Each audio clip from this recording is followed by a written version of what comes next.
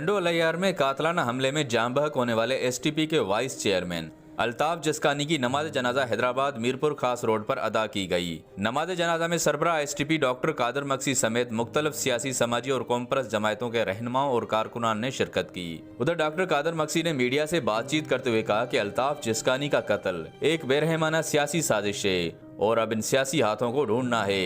अल्ताफ जिस्कानी के कत्ल में मुलविस मुल्ज़िमान के खिलाफ मुकदमा दर्ज है। कातलों की गिरफ्तारी की जिम्मेदारी एसएसपी और रियासत की है। एक बेरहमाना कत्ल है, एक साजिश है। हम तो महसूस करते हैं कि सियासी साजिश है।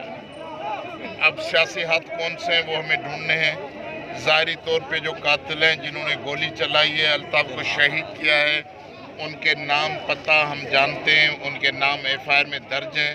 अब ये एसएसपी और हुकूमत की जिम्मेवारी है कि वो अल्ताफ के कातिलों तक पहुँचे। पुलिस का कहना है कि वो अपने घर वगैरह एक हफ्ता पहले भेजकर टंडो अलियार से अपनी फैमिली सबको लेकर यहाँ से रूपोश हो चुके हैं। तो रूपोश कहाँ होंगे? ये खुदा की ज़मीन है, अगर जिंदा होंगे तो किसी न किसी ज़मीन के टुकड़े पे होंगे।